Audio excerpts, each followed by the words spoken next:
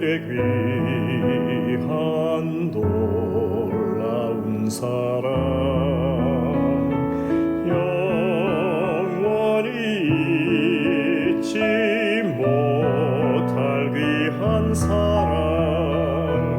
내 작은 몸과 마음으로는 주의 그 사랑 다 표현 못하네. 갈보리 십자가에 피 흘려 죽으시고 나의 모든 죄 대속하니 영원히 잊지 못하리. 주의 놀라운 사랑 온 몸과 마음을 들여 그를 찬양해. 주의 귀한 사랑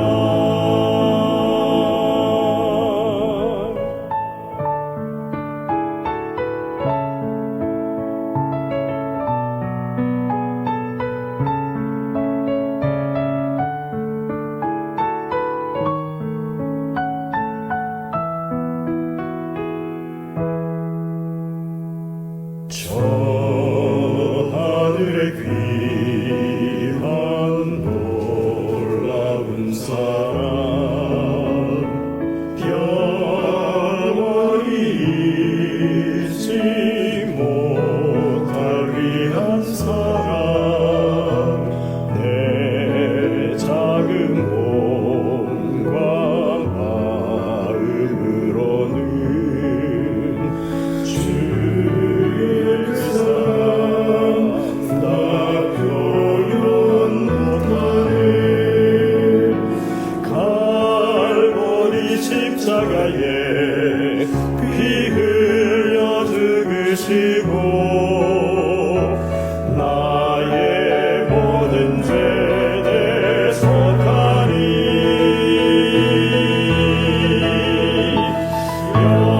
영원히 잊지 못하리. 주의 놀라운 사랑 온 몸과 마음을 들여 그를 찬양해. 주의 귀한 사랑 주의 귀한 사랑 주의 귀한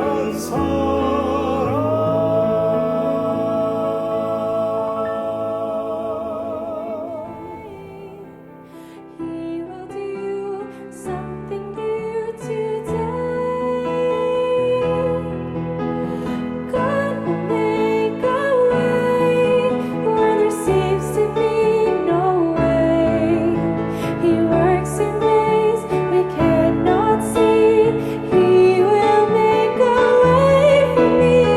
He will be my guide. Hold me closely to His side. With love and strength for each new day, He will make a way. He will make a way. With love and strength for each new day, He will make a way. He will make a way.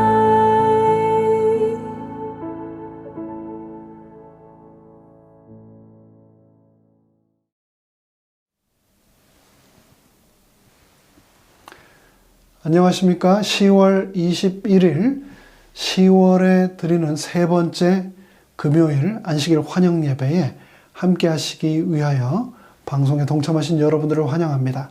지난 한 주간도 건강하고 평안하셨습니까? 이 시간 준비된 특별한 찬양들을 함께 함으로 우리의 마음을 예배로 또 우리의 마음을 하늘로 향하는 시간을 함께 갖겠습니다.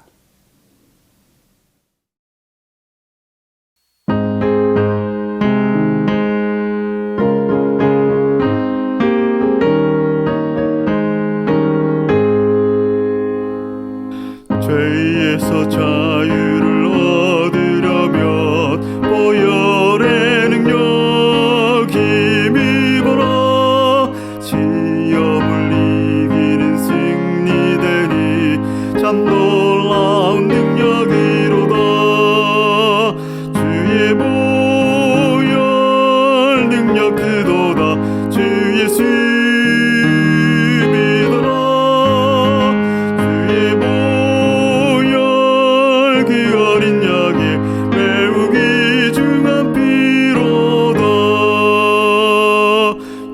주의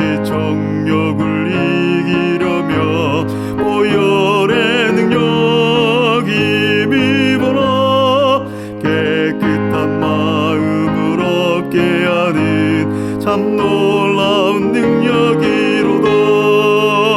주의 보혈 능력 그도다. 주 예수 믿어라. 주의 보혈 그 어린 양의 매우 귀중한 피로다. 눈보다 더 희게 되려거든 보혈의 능력 힘입어라. 더러운 모든 죄 사하시는 참 놀라운 능력이로다. 주의 보혈 능력 그도다. 주 예수 믿어라. 주의 보혈 그 어린 양의 매우 귀중한 피로다. 만왕의 왕 예수 모시려면 보혈의 능력 힘입어라. 날마다 우리의 찬송 제목 참 놀라운 능력이로다. 주의 보혈 능력 그도다. 주 예수 믿어라. 주의 보혈 그 어린 양의 매우 귀중한 피로다.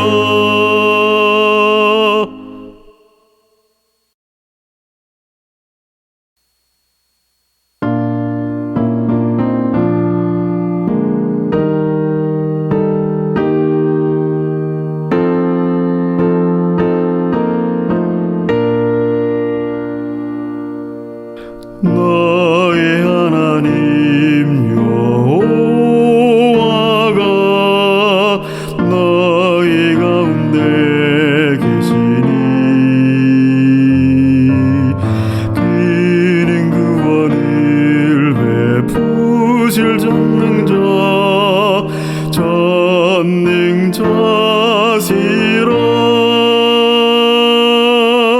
그가 너로 인하여 기쁨을 이기지 못하시며 너를 잠잠히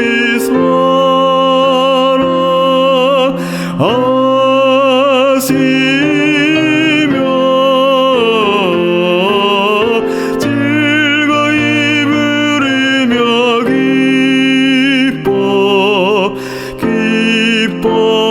기뻐하시리라. 즐거이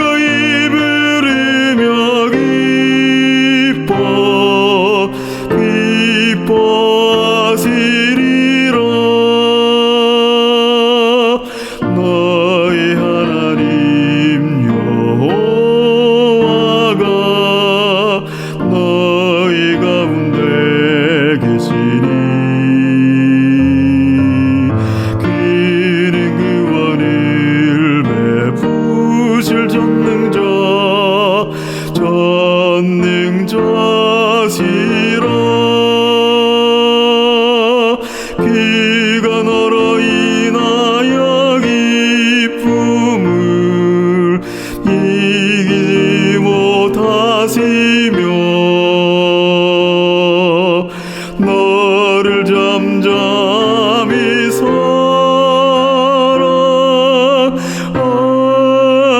사랑하시며 즐거이 부르며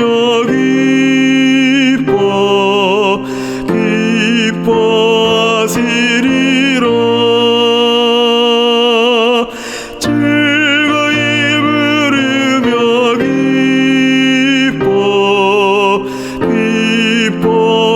기뻐하시리라.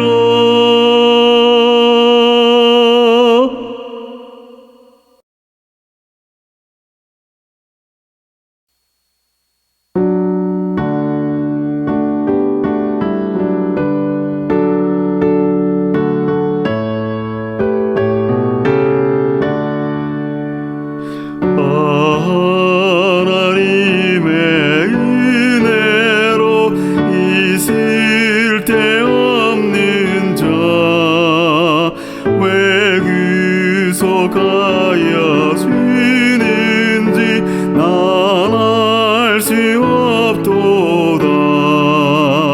내가 믿고 또 의지함이 내 모든 형편하시는 주님 늘 돌보아 주실 것을 내가 확신함일세. 왜 내게 성령 주셔서 내 마음을 감동해 주 예수 믿게 하는지 난 알 수 없도다. 내가 믿고 또 의지함이 내 모든 형편하시는 주님 늘 돌보아 주실 것을 내가 확신함일세. 왜 내게 굳센 믿음과 또 복음 주셔서 내 마음이 항상 편한지 난 알 수 없도다. 내가 믿고 또 의지함은 내 모든 형편하시는 주님 늘 돌보아 주실 것을 내가 확신함일세. 이초로 인생 살 동안 내가 갈 길 편하지 혹환난 고통 당할지 난 알 수 없도다. 내가 믿고 또 의지함이 내 모든 형편하시는 주님 늘 돌보아 주실 것을 내가 확신함일세. 주 언제 다시 오실지 옥낮에 옥밤에 또 주님 만날 그것도 난 알 수 없도다. 내가 믿고 또 의지함이 내 모든 형편하시는 주님 늘 돌보아 주실 것을 내가 확신함일세.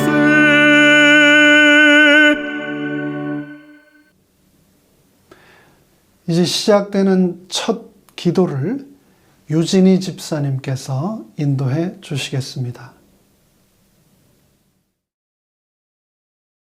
사랑의 하나님, 한 시기를 시작하는 이 저녁 예배를 위해 모이게 하시고 기도할 수 있도록 인도하여 주셔서 감사합니다.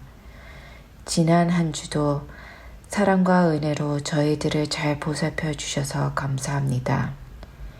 저희의 생각과 마음을 지키시어 흔들리지 않은 믿음으로 살아가게 하여 주세요. 주의 본성으로 매일 넘어지고 시험당하는 약한 존재이기에 주님의 도우심을 구하오나오니 늘 붙들어 주시고 늘 주님의 편히 있을 수 있는 믿음을 주세요. 주님, 우리의 심령을 깨우사 하나님의 음성을 듣게 하시고 순종하는 마음과 강한 마음으로 일어날 수 있게 도와주세요. 오늘 말씀 전하실 목사님에게도 함께 하시어 저희에게 많은 은혜의 시간이 될 수 있도록 도와주세요. 마치는 시간까지 하나님께서 함께 해주시길 바라오며 예수님의 이름으로 기도드렸습니다. 아멘.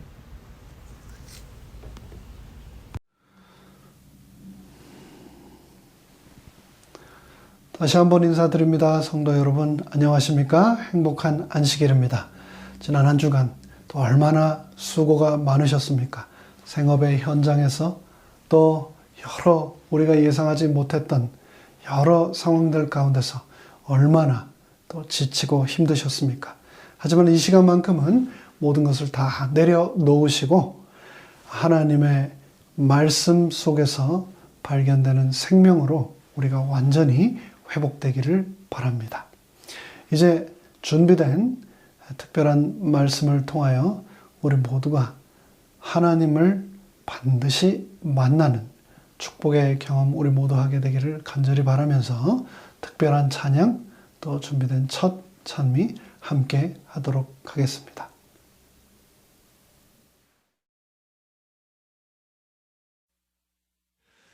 구주여 풍파가 일어 큰 물결이 뛰놀며 온 하늘이 어둠에 둘려 갈 방향을 모르고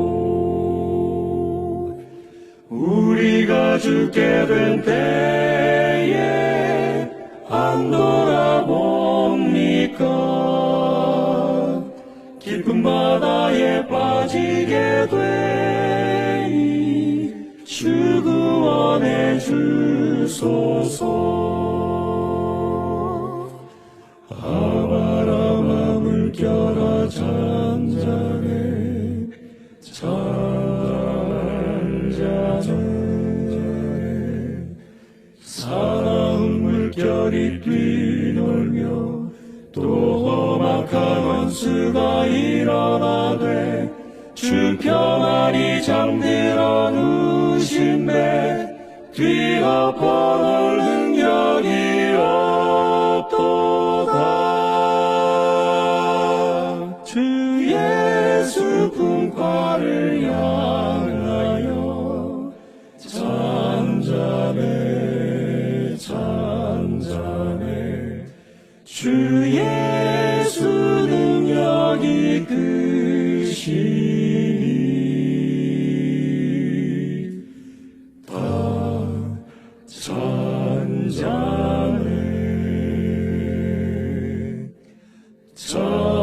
잔잔해 사나운 광풍이 자고 큰 물결이 그치면 저 잔잔한 바닷물 위에 햇빛이 어원하다.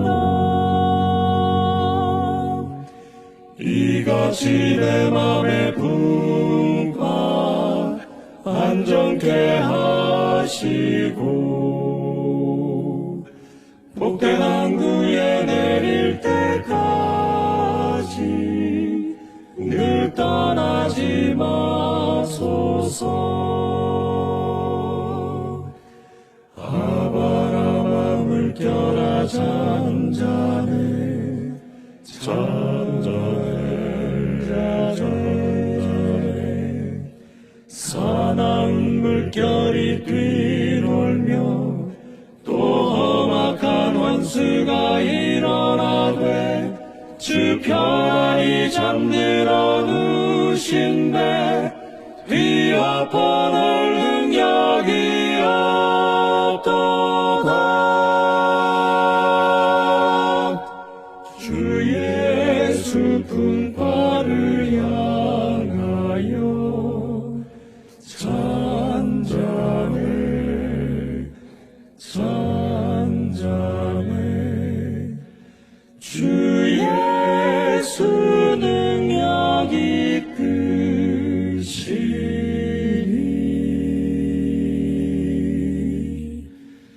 다 찬양해.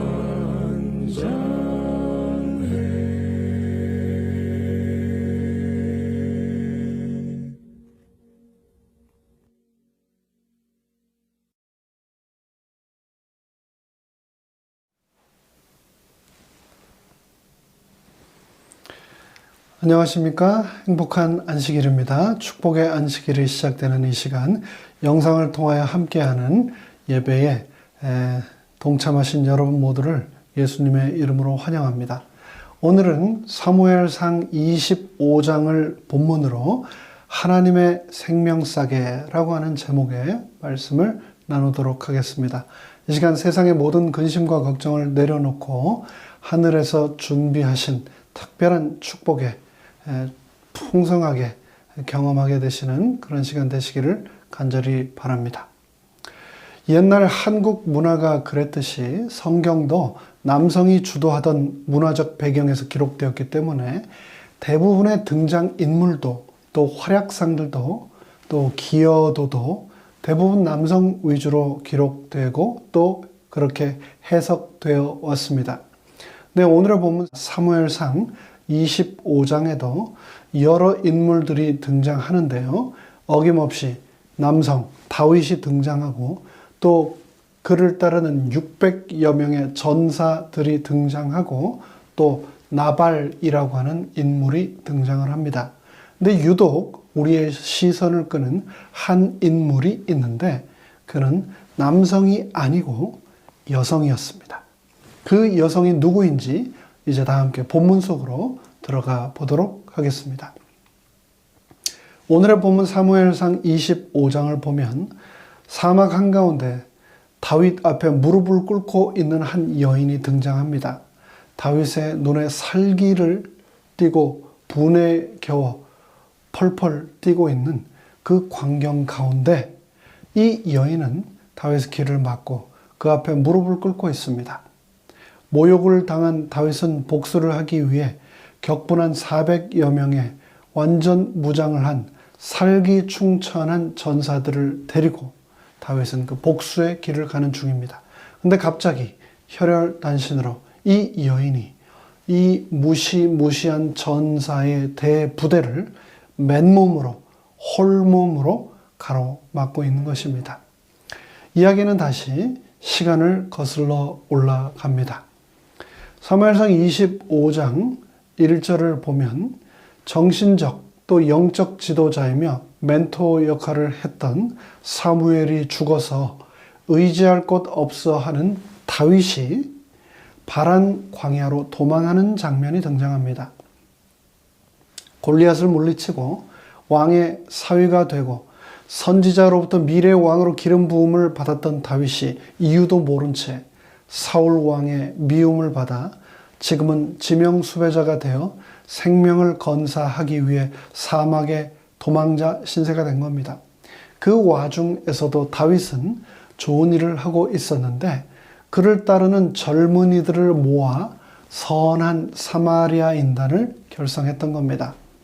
광야는 자연재해가 많을 뿐 아니라 범죄 발생률도 대단히 높은 지역입니다.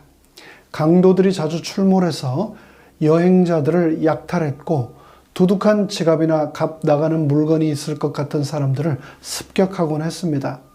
예수님이 들려주신 유명한 이야기 중에 선한 사마리아인 이야기가 있는데 바로 다윗은 광야에서 이런 구조 작업을 했던 것으로 보입니다.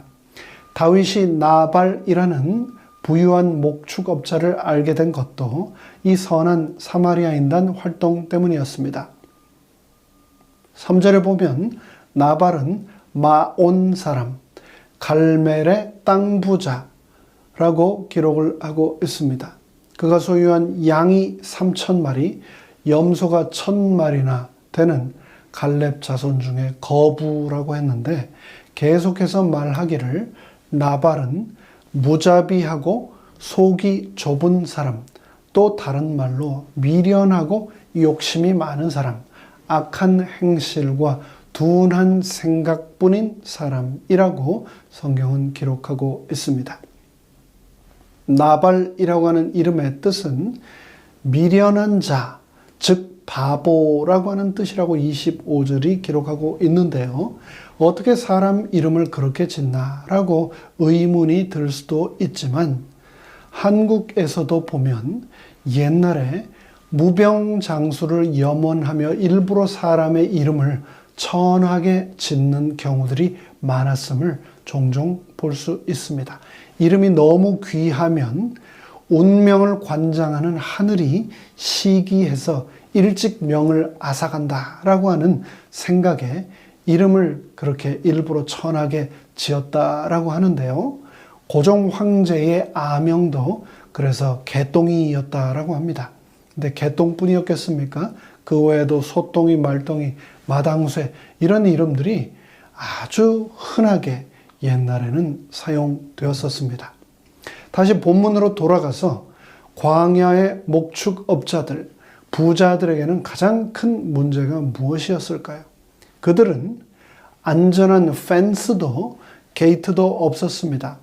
알람이나 보안 경비 시스템도 없었습니다. 그리고 그들을 지켜줄 가드들도 없었습니다. 그들이 아무리 많은 목축이 있을지라도 언제 어디서 무장을 한 도적대들에게 자신의 재산과 가족과 자신의 생명까지 빼앗길 줄 모르는 그런 위험한 삶 가운데 살았습니다. 나발의 가축을 돌보던 목자들은 광야의 무법자들과 가축 도적들에게 특히 많은 해를 당하고 있었는데, 다윗은 이들을 내내 보호해주고 그들의 적들을 대신 물리쳐 줬습니다. 이야기 후반부에서 그 목자들 중 하나는 다윗과 그의 동지들에 대하여 다음과 같이 말을 했지요. 우리가 양을 지키는 동안에 그들이 우리와 함께 있어 밤낮 우리에게 담이 되었음이라. 광야 생활 중에 이보다도 더 좋은 일이, 선행이 또 있을까요? 이로 인해서 나발의 목자들은 큰 혜택을 얻었습니다. 그런데 이제 양털을 깎는 시기가 왔습니다. 이때는 이 일은 힘들지만 한편 흥겹고 신이 나는 기간이기도 합니다. 한 해 동안 공들인 양모를 거두어 드리는 시기이므로 술과 음식이 가득한 잔치상이 차려졌습니다. 굉장한 잔치가 벌어졌습니다. 이웃에 살던 다윗은 10명의 동지를 보내 잔치 음식과 음료를 좀 달라는 요청을 보냅니다. 이는 사리에 맞고 상황에 적절한 요구였습니다. 1년 내내 나발의 목자들의 생명을 보호해 주었고 그의 재산을 보호해 주었습니다. 그럼에도 불구하고 다윗과 그의 병사들은 1년 내내 겨우 죽지 않을 정도만 먹었습니다. 왜냐하면 광야에는 먹을 것이 풍부하지 않았기 때문입니다. 그러나 나발은 그 요청을 듣자마자 마치 다윗을 전혀 모르는 사람처럼 10절에서 말합니다. 가로되 다윗은 누구며 이새의 아들은 누구냐? 요즘 버르장머리가 없는 종들이 주인을 버리고 뛰쳐나간다는데 나는 그런 근본 없는 놈에게 내 떡과 내 고기를 나눌 수 없다라고 하며 다른 사람들 앞에서 다윗을 공개적으로 모욕합니다. 여러분 혹시 무시당해 보셨습니까? 눈물 젖은 빵을 먹어보지 않은 사람과는 인생을 논하지 말라라고 하는 말이 있죠. 똑같이 무시당해 보지 않은 사람하고는 인생을 논하지 말라라고 말할 수 있을 겁니다. 그래서 한국 사람들은 남자는 군대를 가봐야 하고 여자는 시집살이를 해보면, 즉 무시를 당해보면 인생을 깊이 알게 된다라고 말하곤 합니다. 나발은 다윗을 잘 알고 있었을까요? 잘 모르고 있었을까요? 10절에 보면 다윗은 누구며 이새의 아들은 누구냐? 요즘 각기 주인에게서 억지로 떠나는 종이 많도다 라고 나발이 말하며 다윗을 마치 잘 모르는 사람처럼 기록을 하고 있는데요. 나발은 다윗을 모를 수가 없는 사람이었습니다. 다윗은 골리앗을 물리친 민족의 영웅이었고 왕인 사울의 사위였으며 백성 전체가 사울이 죽인 자는 천천히요 다윗이 죽인 자는 만만이라고 노래를 부르고 다녔는데 어떻게 모를 수가 있겠습니까? 게다가 군인 600명을 이끌고 자기 자신과 종들과 가축들을 1년 내내 지켜준 그를 어떻게 모를 수가 있겠습니까? 요즘 주인에게서 억지로 떠나는 종이 많다라고 하는 이 말은 주인인 사울 왕을 떠나 지명수배자로 쫓기는 종 다윗의 신세를 비꼬며 모욕하는 표현입니다. 그런데 그렇다면 왜 나발이 다윗을 이처럼 무례하게 함부로 무시했을까요? 나발은 자신의 부에 취해 있었습니다. 그 모든 것이 자신의 탁월한 능력과 수완에 의한 것이라고 믿고 있었습니다. 그런데 그곳에 이르기까지의 모든 과정은 다 잊어버리고 다윗이 계속해서 후원해 달라고 할까봐, 계속 음식 달라고 할까봐 한 번 세게 말해서 내치려고, 그래서 두 번 다시 오지 못하게 하려고 했던 것 같습니다. 부자가 되면 주위에서 도움을 요청하는 손길이 많아집니다. 그래서 자신에게 접근하는 사람을 순수하게 보기가 어려워질 수도 있습니다. 만나자고 하면 또 얼마나 달려고 하려나 라고 하게 되는 거죠. 부자들이 하기 쉬운, 성공한 사람들이 하기 쉬운 치명적인 실수가 바로 이런 것입니다. 부자는 부자가 된 후 시간이 지나면 자기 혼자 힘으로 부자가 된 줄로 착각할 수 있습니다. 그리고 부자는 자신의 부를 메인테인하고 킵할 수 있다고 스스로 믿을 수 있고 그렇게 행동할 수 있습니다. 나발은 하나님의 은혜와 다윗의 보호 없이는 그런 부자가 될 수 없었습니다. 그런데 그것을 망각하고 완전히 착각 속에 빠져 있었던 겁니다.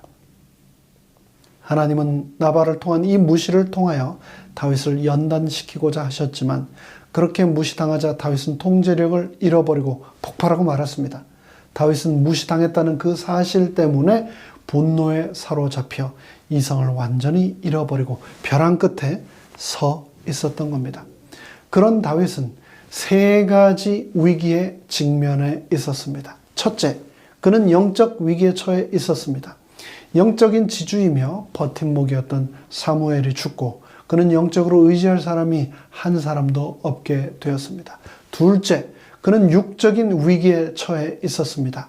가족과 고향을 버리고 다윗 하나만 바라보며 목숨을 걸고 따르는 600명의 충성스러운 장정들을 먹여 살려야 할 책임이 있었습니다. 먹는 거 중요합니까? 네, 중요합니다. 아주 중요합니다.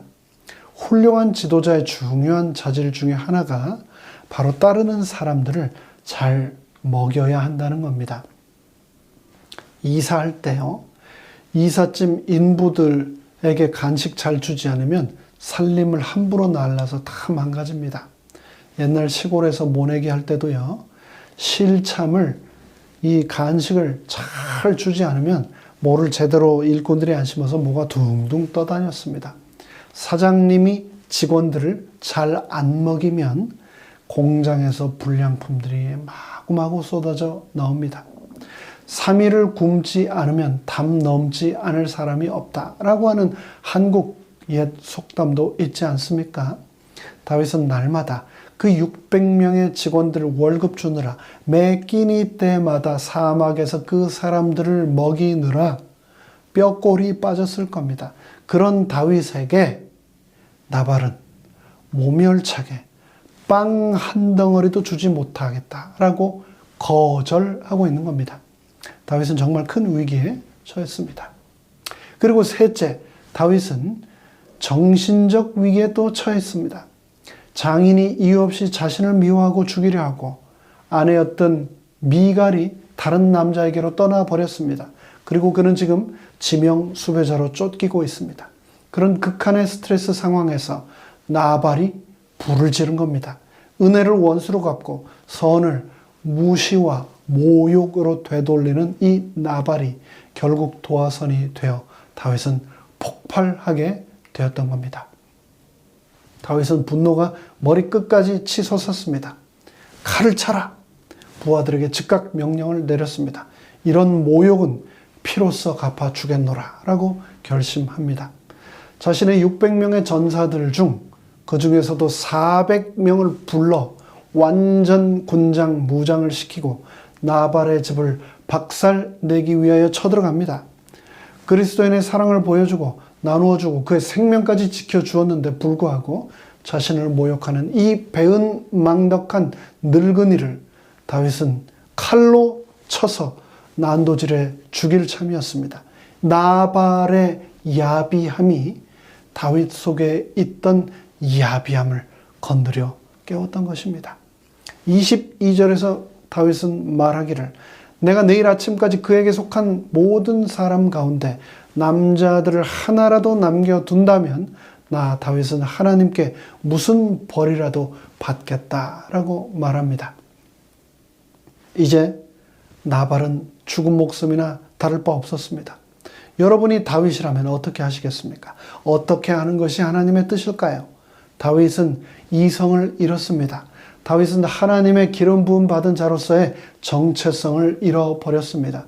근데 바로 그때 이 엄청난 피해 재앙을 가로막기 위해 하나님께서는 다윗보다 더 강한 부대를 사용하지 않으시고 전쟁 영웅을 사용하지도 않으시고 탁월한 협상가나 모략가도 사용하지 않으시고 한 여인을 사용하셨으니 그녀의 이름은 바로 나발의 아내 아비가일이었습니다. 아비가일은 이름 그대로 아름답기도 했지만 지혜로운 여인이었습니다. 지혜란 무엇입니까? 지혜란 지식과 정보와 사실을 어떻게 사용할 수 있느냐는 능력, 그것을 우리가 지혜라고 하지 않습니까?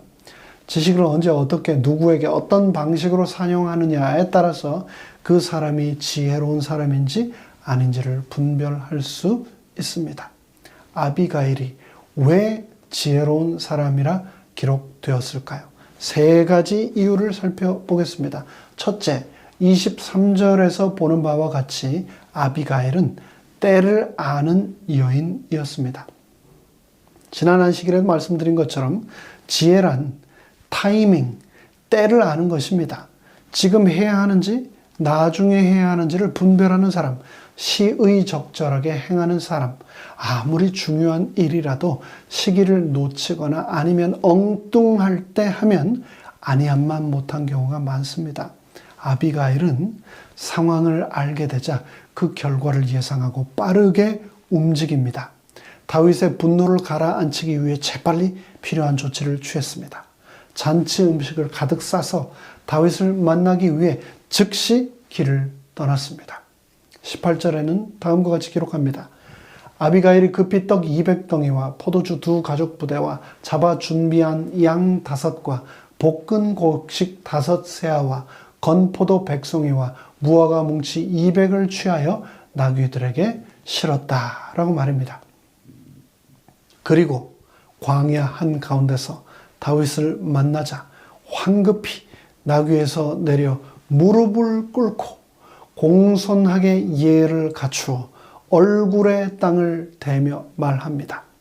지금이 인사를 받아야 할 때인지 아니면 급히 무릎을 꿇어야 할 때인지를 아비가일은 정확히 알고 그렇게 행했던 겁니다. 둘째, 아비가일은 상대방의 마음을 정확하게 꿰뚫어 볼 수 있는 여인이었습니다. 그녀는 다윗의 마음을 꿰뚫어 봤습니다. 나발 때문에 다윗은 자존심이 상하고 모욕감을 느끼고 그 부분을 통제할 수 없을 만큼 분노에 차 있었습니다. 이것을 알고 아비가일은 다윗에게 극존칭을 사용합니다. 본문에 주라고 하는 단어를 29번이나 사용할 정도로 다윗을 향하여 깍듯하게 예의를 갖추며 자신은 다윗의 여종이라고 하는 명칭을 쓰며 땅에 엎드리는 겸손을 보입니다. 나발은 자신을 높이기에 급급했고 그래서 다윗을 무시하고 다윗을 깔아뭉갰습니다. 상대의 마음을 전혀 읽지 못한 데다가 쉽게 말해서 불난데 부채질을 하고 있었던 겁니다. 그러나 아비가일은 상처난 다윗의 마음을 꿰뚫고 그의 마음속에 상처와 상실을 어루만지며 그가 존귀한 자임을 다시 기억하도록, 그가 하나님의 기름 부음 받은 자임을 기억하도록, 그에게 가장 필요했던 자존감을 회복시키기 위하여 그를 주라고 29번이나 불렀던 겁니다. 세 번째로 아비가일은 또 정직한 여인이었습니다. 그녀의 지혜는 정직에서 비롯되었었습니다. 지혜는 기술이 아닙니다. 지혜는 테크닉이 아닙니다. 지혜는 사실에 기초해야 하고 진실에 근거해야 합니다. 정직과 진실이 결여된 지혜는 큰 재앙을 불러옵니다. 지혜롭지만 정직과 진실이 결여되면 그것을 우리는 사기라고 합니다. 정직과 진실이 결여된 지혜를 우리는 지혜라 하지 않고 교활, 영악이라고 합니다. 아비가일은 상황을 솔직하게 말했습니다. 25절에 다윗이 보낸 자들을 자기가 보지 못했다고 솔직하고 정직하게 말했습니다. 그리고 책임을 회피하지 않고 책임을 자신에게 돌리고 솔직하게 용서해 달라고 빌고 있습니다. 그리고 자기 남편의 실수를 자기의 책임으로 돌려달라며 그 상황을 수습하기 위해서 지혜를 발휘하고 성의를 다하여 최선을 다하고 있는 겁니다. 반면 나발은 타이밍을 모르는 사람이었습니다. 다윗에게 막말을 하며 자신의 부족 전체를 몰살의 위기까지 몰고 갔던 사람이었습니다. 그러나 아비가일은 때를 판단하고 읽을 줄 아는 지혜로운 사람이었습니다. 나발은 다윗의 마음을 전혀 이해하지 못했습니다. 그러나 아비가일은 다윗의 마음을 정확히 꿰뚫고 그 필요를 채워주었습니다. 하나님은 남자들에게는 주지 않으신 특별한 감각을 여성들에게 주셨는데 그게 바로 sixth sense, 시각, 청각, 후각, 미각, 촉각이 아닌 바로 직감이라고도 하는 육감을, 탁월한 육감을 여성들에게 주셨습니다. 그 육감이라고 하는 것이 없어서 남자들은 때로 세상을 살아가면서 좌충우돌하며 살아가기도 하는데요. 여성들은 이성과 논리와 과학으로는 증명하지는 못하지만 그 육감으로 남자들보다는 얼마나 더 지혜롭게 살아가는지 모릅니다. 여자들은 말 안 해도 남자 눈빛만 보고도 거짓말인지 진짜인지를 구별해 냅니다. 참 굉장한 능력이지요. 하나님이 주신 그 귀한 선물, 육감을 아비가일처럼 지혜롭게 잘 사용하는 우리 모든 여성분들 되시기를 바랍니다. 나발은 자신의 모든 부가 다 자기가 잘나서 이루어진 것으로 착각하며 살며 하나님께 정직하지 못한 사람으로 살았지만 아비가일은 진실되고 정직하게 살았습니다. 우리 모두 그렇게 된다면 얼마나 좋을까요? 그 중에서도 아비가일의 지혜의 가장 훌륭한 점은 하나님의 관점에서 현실과 문제를 직시하도록 다윗을 인도했다는 겁니다.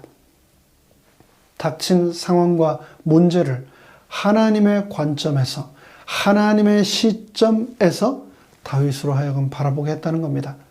특별히 힘들고 위급한 경우에는 하나님의 관점, 객관적인 입장에서 본다는 것은 굉장히 어려운 일입니다. 사람 자체가 주관적인데 어떻게 객관적으로 바라볼 수 있겠습니까? 다윗은 하나님과 뜻이 합한 사람이었습니다. 하나님의 뜻을 정확히 캐치해낼 수 있는 사람이었습니다. 그러나 오늘 본문에서 다윗은 사건의 전후를 보면 흥분해 있고 지나치게 화내고 있고 분노를 참지 못하고 있습니다. 하나님의 관점을 완전히 상실하고 있었습니다. 그런데 아비가일은 그런 다윗에게 26, 28, 또 29절에서 하나님의 관점을 회복하도록 돕고 있습니다. 모든 대화와 사건을 해석하는 데 있어서 하나님이 어떻게 바라보시고 하나님이 어떻게 이루실 것인지를 말해주고 있습니다. 하나님이 이것들을 이루실 것이라는 하나님의 시각, 하나님의 지혜를 갖도록 도와주고 있는 것입니다. 세상에 지식과 지혜가 많다 하더라도 하나님의 지혜와 지식과 견줄 수 없습니다. 하나님의 지혜를 누리고 나눌 때 우리는 서로 복을 받게 됩니다. 그대로 했을 때 다윗도 복도 받고 수많은 사람들이 목숨을 건질 수 있게 되었고 또 아비가일도 축복을 받게 되었습니다. 35절에서 아비가일이 다윗과 400여 명의 무장한 전사들 앞에 홀로 나아갈 때 얼마나 두렵고 불안했을까요? 그럼에도 불구하고 다윗이 하나님의 관점에서 현실을 바라볼 수 있도록 하기 위해서 하나님께 온전히 맡기고 지혜를 구하며 아비가일은 나아갔던 것입니다. 그리고 담대히 이렇게 말했습니다. 부디 간청하오니 참아주십시오. 이것은 이스라엘의 왕이 되실 분이 하실 만한 행동이 못 됩니다. 당신이 누구인지를 잊지 마십시오. 원한을 풀기 위해 싸우지 마십시오. 당신은 여호와 하나님을 위하여 싸우셔야 할 분이 아니십니까? 아비가일은 계속해서 말합니다. 다윗이여, 원수를 갚는 일은 당신이 할 일이 아닙니다. 원수를 갚는 일은 하나님이 하실 일이고 당신은 하나님이 아닙니다. 당신이 여기 광야에 있는 것은 하나님이 무슨 일을 하시며 당신이 누구인가를 발견하기 위함입니다. 이곳에 하나님이 당신에게 주신 그 시험들, 그것을 극복해 나가도록 주신 시험장이라는 것을 기억하셔야 되지 않겠습니까? 나발은 어리석은 자에 불과합니다. 왜 당신께서 나발 같은 어리석은 자가 되려고 하십니까? 라고 진심으로 간곡하게 다윗에게 호소합니다. 그러자 놀랍게도 믿을 수 없게도 다윗은 멈추어 서서 그녀를 바라보고 그 모든 말에 귀를 기울입니다. 남자들이 주름 잡는 세상에서 그녀는 여자입니다. 아비가일은 이 25장에서도 주인공이 아니고 주변인입니다. 칼불이 많은 세상에서 그녀는 아무런 무기도 가지고 있지 않았습니다. 그러나 그녀는 수려한 외모뿐 아니라 진정한 그리스도인의 사랑과 지혜를 가지고 있는 사람이었습니다. 아비가일의 아름다움은 다윗으로 하여금 다시 하나님의 아름다움과 접촉하게 했습니다. 복수심에 사로잡혀서 자존심을 지키기 위해 피를 보고 달려갔던 다윗에게 아비가일이라는 아름다운 거울은 하나님을 비추어 주었던 겁니다. 자신보다 자신의 현실과 미래를 더 잘 알고 염려하고 있는 아비가일을 만난 다윗은 사무엘을 잃은 영적 공허함을, 다윗의 근본적인 영적인 공허함을 채우게 해 주었습니다. 다윗의 과거와 현재와 미래를 꿰뚫어 보았던 한 여인을 만난 다윗은 그녀의 말 앞에서 400자루의 칼을 내릴 수밖에 없었습니다. 그렇습니다. 400자루의 칼을 이기는 방법은 800자루의 칼이 아니라 소통이고 또 공감이며 하나님께서 주신 지혜로운 마음이었습니다. 32절에서 다윗은 아비가일 너를 내게 보내신 하나님을 찬송한다 라고 노래합니다. 이렇게 위기의 때 하나님은 의외의 사람을 사용하십니다. 그 한 사람 때문에 가족이 살고 그 한 사람 때문에 교회가 살고 공동체가 살아납니다. 여러분 각 교회가 지금 한참 직원 선거가 한참 아니십니까? 여러분 바로 한 사람을 통해서 하나님께서 여러분이 계신 그 교회를 살리기 원하신다라는 것을 기억하시고 여러분이 바로 그 한 사람이 되시기를 간절히 바랍니다. 이 세상에는 어리석은 자들이 많습니다. 정말 많습니다. 뿐만 아니라 그들은 우리가 그리스도인이라는 점을 교묘히 이용하고 우리를 바보로 만들고 조롱합니다. 그래서 우리를 몹시 화나게 만듭니다.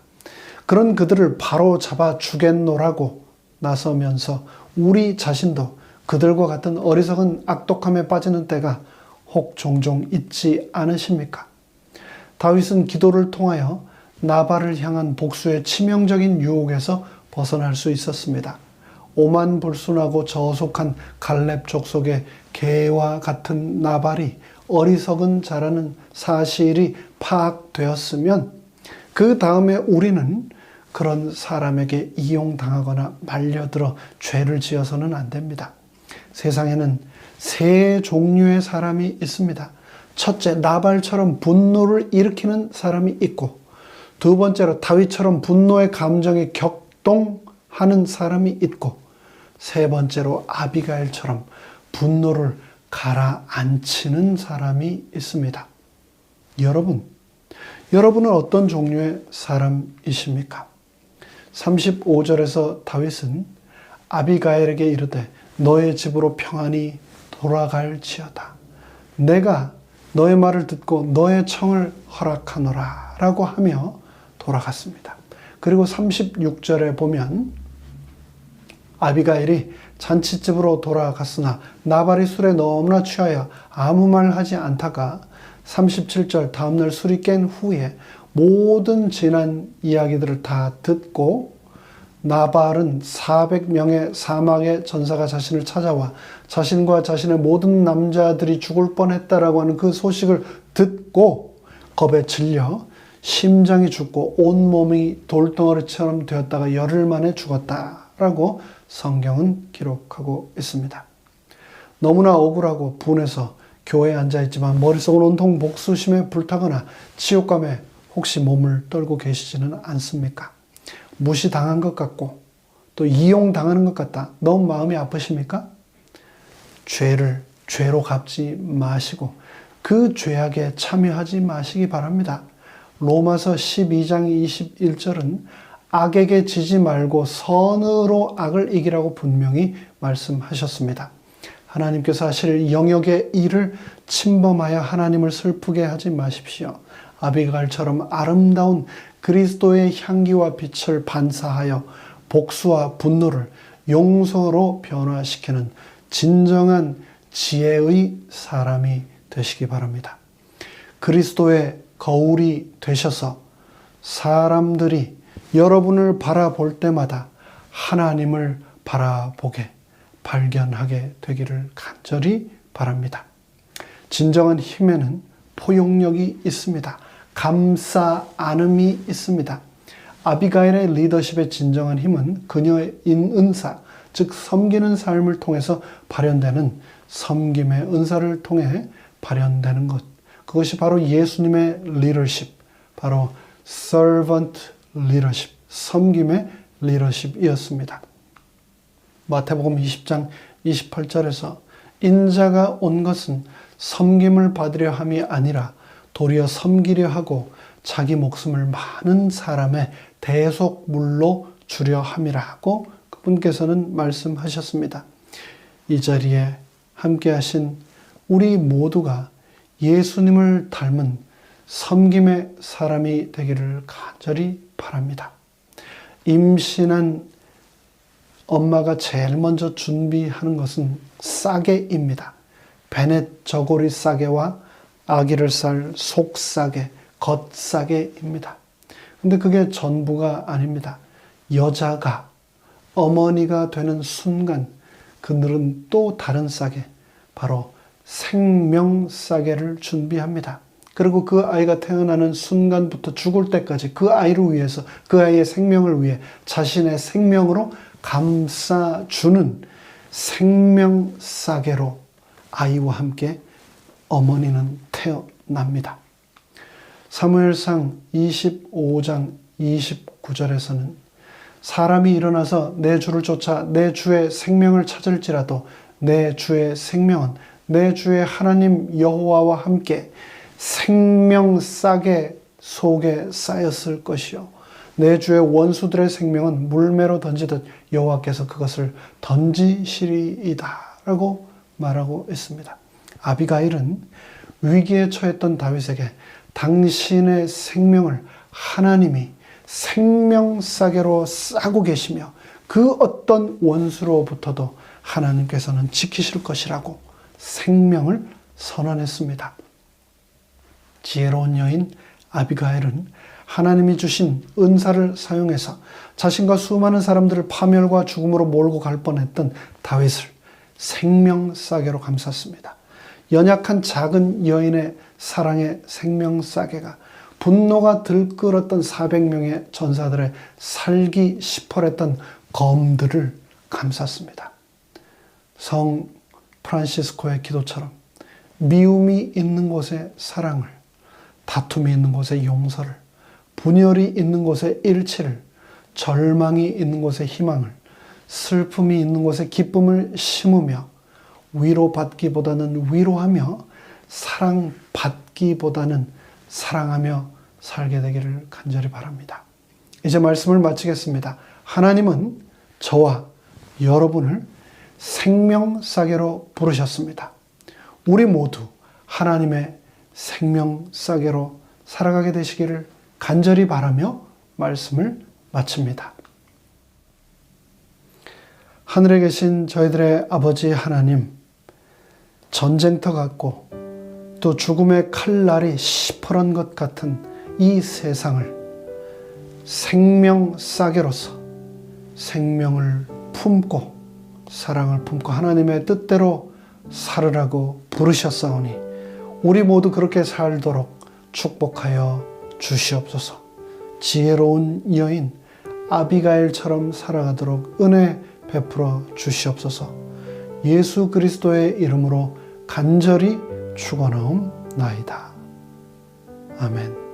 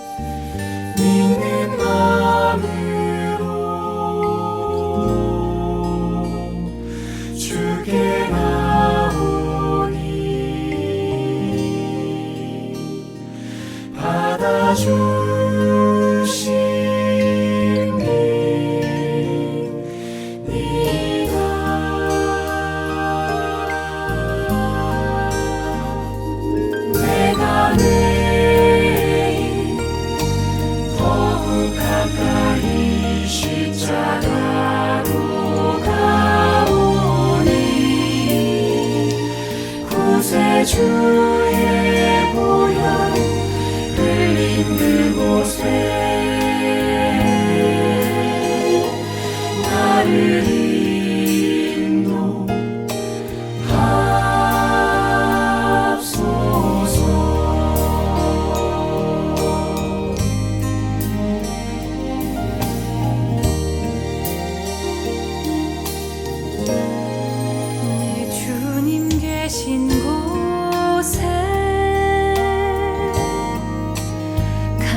가려 하오니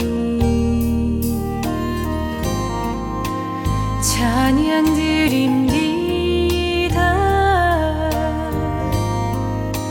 한 목소리로 거룩한 곳 올라가 내 손과 마음을 여시고 주의 보좌 주의 영광으로 날 이끄소서.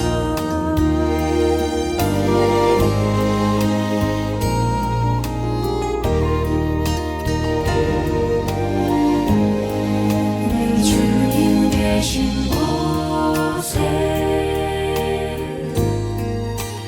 가려 하오니 찬양 드립니다.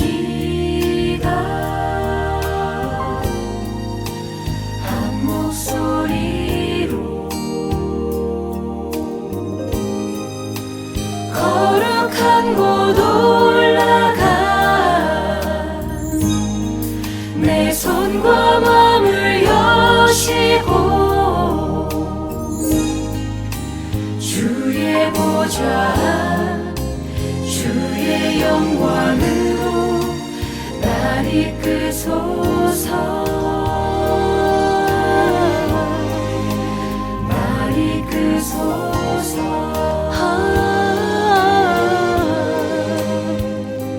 보혈을